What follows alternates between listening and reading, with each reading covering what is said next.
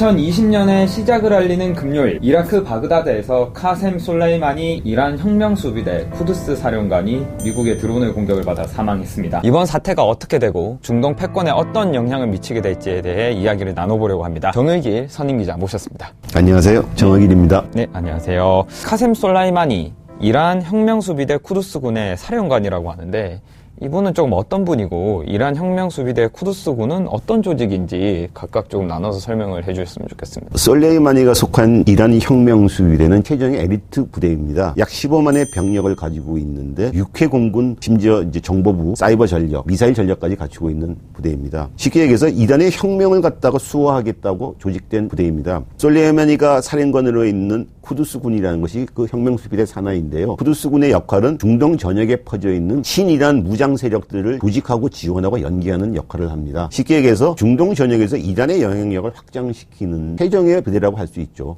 그렇기 때문에 솔레이마니는 이란 내에서 권력서열 2위라고 할 정도로까지 실세로 군림해 왔습니다. 혁명수비대 원래 사령관은 계속 바뀌어왔는데 이 사람만은 안 바뀌고서 20년 재직을 해왔습니다. 사실상 혁명수비대 실질적 사령관이라고 할 수가 있습니다. 그리고 군부 내에서뿐만 아니라 정계에서도 그리고 이란 사회 전역에서도 실세로 인정받아서 매년 대선 때마다 대통령 후보로 나설 것이라고 평가받아 왔습니다.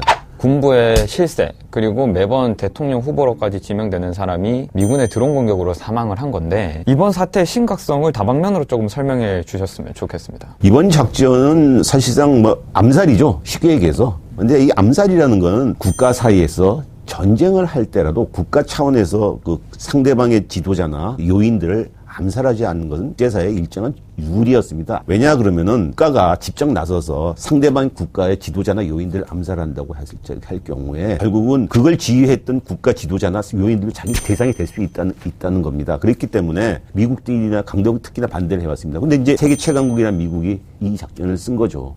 그러니까 이거는 국제법 위반이라는 얘기가 당연히 나오는 거죠. 둘째, 이라크라고는 제3국에서 벌어졌다는 겁니다. 그러니까 이라크 입장에서 보면은 자기네들의 승인도 안 받고 미국이 군사력을 동원해서 자기네 영토에서 자기네 나라를 방문한 국가의 지도자를 갖다가 암살했다. 그럼 엄청난 유수권 침해죠. 그러니까 당연히 이라크에서 지금 미군 철수하라고 하는 결의안까지 제출된 겁니다. 셋째는 무엇보다도 솔레이마니 자체가 워낙 이란의 거물이었습니다. 입장을 바꿔서 한번 생각해 본다면은 만약에 이란이 미국의 중앙정보부장이나 합참의장이나 국방장관 혹은 부통령을 암살했다고 해보시오.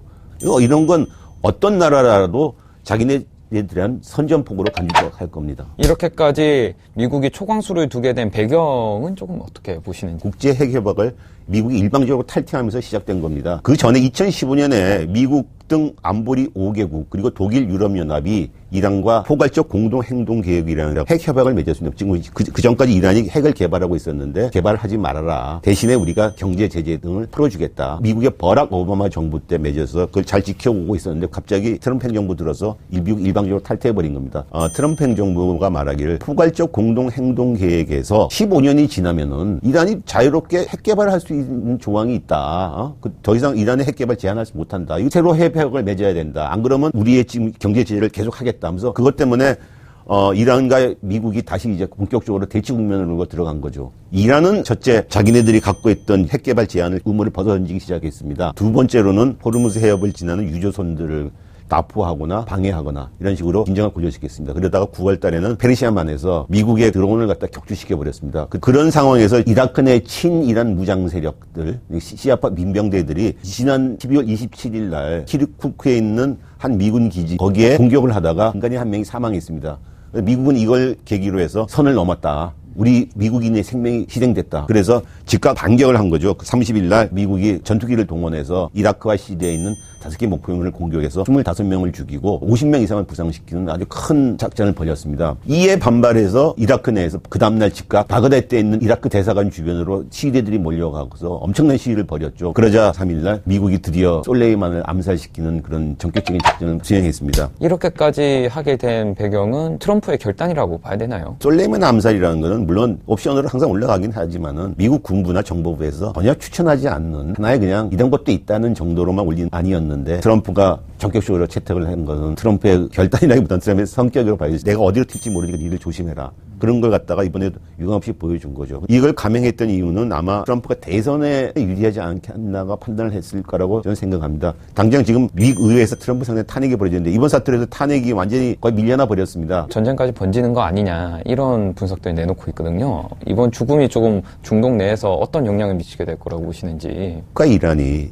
전면전이나 혹은 제한적인 국지전을 벌일 수 있을까에 대해서는 사실 객관적 조건과 두 나라의 의지들이 강하지 않은 것으로 보입니다. 왜냐하면은 미국은 이미 2003년에 이라크 전쟁이라는 걸 치렀는데 그 결과가 지금 아주 안 좋습니다. 중동에서 반미 분위기도 커지고 오히려 이라크 내에서는 이란의 영향만 커지고 2조 달러를 쏟아부었는데 미국이 건진 건 하나도 없습니다. 거기에 비해서 이란은 이라크에 비해서 훨씬 더 크고 강력한 나라입니다. 아까도 말했지만 혁명수비대가 15만의 병력에다가 나머지 정규군을 다 합친 52만의 병력에다가 미사일 전력, 사이버 전력, 방공망 이런 것들이 중동에서 최강입니다. 터키보다 더 강하다고 볼 수가 있습니다. 또 하나는 이란이 핵 개발을 재개한다면 전문가의 평가에 따르면 4개월에서 5개월, 빠르면 2달 만에 핵폭탄을 갖다 획득할 수 있을 거라는 분석이 있습니다. 또 하나는 이란 역시도 지금 미국에 의해서 경제 제재를 받아 민생이 거의 파탄난 상태입니다. 전쟁을 하게 된다면 이란 역시도 엄청난 희생과 정권이 무너질 수도 있는 위기를 감수해야 될 것입니다. 그렇기 때문에 레바논의 헤즈볼라, 팔레스타인의 하마스, 그리고 이라크 내 시아카 민병대 이런 친이란 무장 세력들을 동원해 갖고서 제한적인 저강도 전쟁으로서 미국을 괴롭히거나 아니면 지금 예멘 내전 또 시리아 내전, 미국과 사우디 등 동맹국들을 괴롭히는 작전을 펼칠 거라고 생각합니다. 미국이 얼마 전에 우리나라로 하여금 호르무즈의 파병을 조금 해달라, 유조선들을 보호해야 되니 이런 제안을 했었고, 그 이후에 이런 솔레이마니의 사망이 일어났고, 우리 정부 입장에서는 여러 가지 좀 생각이 좀 많을 것 같습니다. 호르무즈 쪽에 우리나라가 군함을 보내고 파병을 할 경우에 이란과의 관계의 악화는 물론이지만은 자칫 중동 분쟁에 휘말릴 가능성이 큽니다. 이건 우리나라한테 아주 치명적인 국익이 손상이 되기 때문에 이 사태에서는 한국은 좀 시간 여유를 갖고서 좀 지켜봐야 될 것이라고 생각합니다. 네, 알겠습니다. 이번 솔레이마니 드론 공격으로 인한 사망에 대한 설명 들어봤습니다. 정윤기 기자 고맙습니다. 감사합니다.